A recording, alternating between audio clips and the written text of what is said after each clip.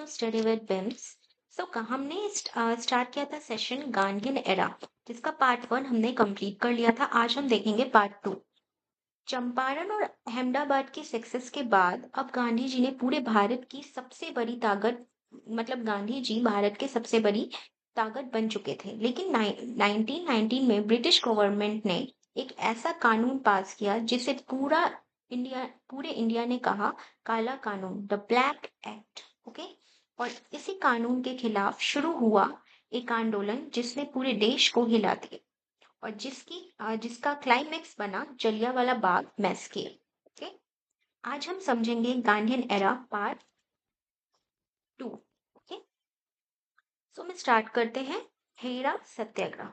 तो देखो, अब बात करते हैं खेरा सत्याग्रह 1918। इसका टाइमलाइन आप याद रखना, एग्जाम में डायरेक्टली टाइमलाइन से क्वेश्चन आता है। तो ये भी आप याद रखना कि ये गांधी जी का फर्स्ट नॉन कॉपरेशन मूवमेंट था। ओके।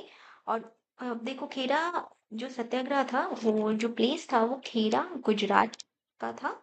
और उस समय गुजरात के किसानों की हालत बहुत खराब थी। जो प्लेग और नेचुरल डिजास्टर से नष्ट हो गई थी। उनका जो फसल था वो नष्ट हो गया था। क्रॉप का जो यील्ड था वो 25% से भी कम हो गया। ओके। ये देख रहे हो, जितना भी रेड कलर से लिखा हुआ है ना, बहुत इंपॉर्टेंट हो जाता है। और लेकिन ब्रिटिश गवर्नमेंट फिर भी किसानों से लैंड रेवेन्यू टैक्स मांग रहे थे। ओके। जब उनका फसल ही नष्ट हो गया तो उनको लैंड रेवेन्यू कहाँ से देंगे? तो जब तक तो तब गांधी जी ने किसानों से कहा कि जब तक आपकी फसल नहीं हुई तब तक टैक्स मत दो। उन्होंने ऐसा कहा गांधी जी ने किसानों से। यहीं से शुरू हुआ खेरा सत्याग्रह। इस आंदोलन में गांधी जी के साथ कई लीडर जुड़े, लाइक वल्लभ भाई पटेल और ये मोहनलाल एंड रविशंकर व्यास। तो ये सारे लोग उनसे जुड़े। तो रिजल्ट हुआ कि गवर्नमेंट को टैक्स कलेक्शन स्पेंड करना पड़ा और फार्मर को रिलीफ मिला। तो ये भी मूवमेंट, ये जो सत्याग्रह था, ये भी इनका सक्सेसफुल रहा। फार्मर्स को रिलीफ मिला और गांधी जी का पहला ऑर्गेनाइज्ड पीजेंट मूवमेंट यही था। तो ये याद रखना कि गांधी जी का जो था वो फर्स्ट ऑर्गेनाइज्ड पीजेंट मूवमेंट था। ओके। Peasant movement. ओके। अब हम देखते हैं रॉलेट एक्ट 1919। बहुत इंपॉर्टेंट एक्ट है, आप यहाँ पे समझो। 1918 में खेरा सत्याग्रह हुआ, हम टाइमलाइन से इसको पढ़ रहे हैं। ओके। फिर आया 1919 में। देखो, रॉलेट एक्ट एक ब्लैक एक्ट के नाम से जाना जाता है।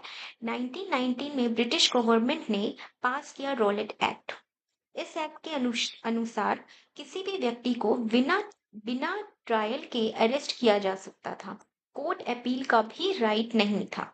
तो मतलब इसीलिए इसको कहा जाता था ब्लैक एक्ट। देखो, मतलब ये था कि no lawyer, no appeal, no argument. इस एक्ट का नाम ही था। ओके। इसीलिए अब देखो, इसलिए गांधी जी ने इसे कहा ब्लैक एक्ट। इस एक्ट के विरोध में गांधी जी ने शुरू किया रॉलेट सत्याग्रह। ओके। तो 6 अप्रैल 1919 को पूरे इंडिया में नेशन वाइड प्रोटेक्ट और हड़ताल हुआ। ओके। तो ये आप यहाँ से ये हुआ आपका रॉलेट एक्ट। अब देखो, इसमें कुछ इंपॉर्टेंट अगर देखो तो 1917 में चेयरमैन कौन थे? Sydney Rowlatt. उनके प्रेजेंस में हुआ था work to make effective plan and revolutionary activities. Okay. 1919 में बिल इंट्रोड्यूस्ड हुआ लेजिस्लेटिव काउंसिल में कि रॉलेट एक्ट एक ब्लैक एक्ट है बाय गांधी जी। 18 मार्च 1919 को रॉलेट एक्ट पास हुआ और ऑब्जेक्टिव ये था to control the revolutionary activities without trial. Rowlatt act oppose किया मदन मोहन मालवीय ने। ओके। अब देखो, यहाँ पे आप ये समझना पहले कि इसको अपोज किसने किया। तो मदन मोहन मालवीय ने, मजरूल हक ने, मोहम्मद अली जिन्ना ने, महात्मा गांधी ने। ओके। ये डेट आप याद रखना, मैंने अभी आपको पूरा बता दिया। ओके। तो पंजाब में प्रोटेस्ट बहुत ज्यादा बढ़ गया और ब्रिटिश गवर्नमेंट डर गई। इसीलिए 9 अप्रैल को 9 अप्रैल 1919 को दो बड़े लीडर्स को अरेस्ट कर लिया गया। डॉक्टर सत्यपाल और साइफुद्दीन को अरेस्ट कर लिया गया। Okay. Martial law imposed in Punjab. ठीक है, तो ये था बेसिकली पूरा इसका ओवरव्यू।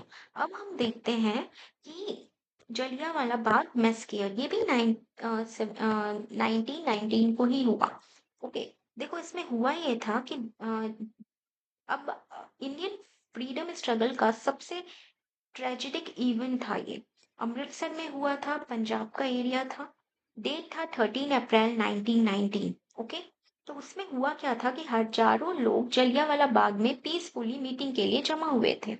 ओके, तो पीसफुली मीटिंग के लिए लोग सब जमा हुए थे। तब ब्रिटिश ऑफिसर जो नाम था जनरल डायर, उन्होंने अपने सैनिकों के साथ वहां पहुंचे और बिना वार्निंग के आदेश दिया कि फायर कर दो। सोल्जर ने क्राउड पर लगातार फायरिंग शुरू कर दिया। लोगों के पास भागने का कोई रास्ता नहीं था। तो रिजल्ट ये हुआ कि हजारों लोग मारे गए, सैकड़ों लोग घायल हुए। बहुत सारे लोग घायल, सैकड़ों लोग घायल हो गए। ये घटना ब्रिटिश रूल की सबसे मतलब कहते हैं ना कि सबसे बेकार ट्रेजेडी मानी जाती है। तो यहाँ से ये अपडेट याद रखना। मैंने आपको पूरा जो एग्जैक्ट कहानी था वो बता दिया, ये हुआ। अब देखो हुआ ये कि रिएक्शन टू जलियांवाला बाग, उस पर रिएक्शन हुआ। लाइक इस घटना के बाद पूरे इंडिया में गुस्सा फैल गया और रविन्द्रनाथ टैगोर ने अपना जो मतलब टाइटल था वो रिटर्न कर दिया। तो ये क्वेश्चन आप याद रखना कि ये सब यहाँ से क्वेश्चन बहुत इंपॉर्टेंट है कि यहाँ से आता है।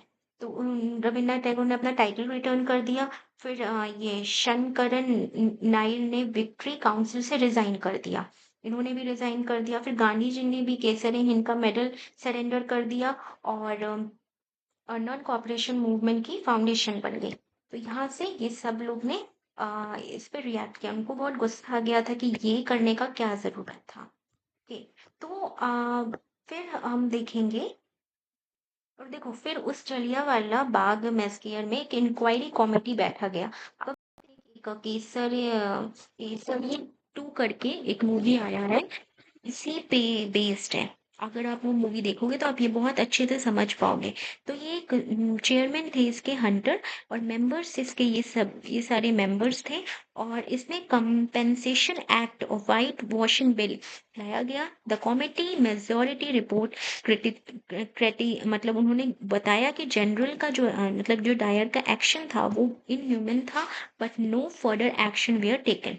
ओके, तो ये इंक्वायरी कमेटी बेस पे बैठा गया और फाइनली उनको इंसाफ मिला। और ये था जितने भी इम्पोर्टेंट गांधी जी के movement with the time line Gandhian era.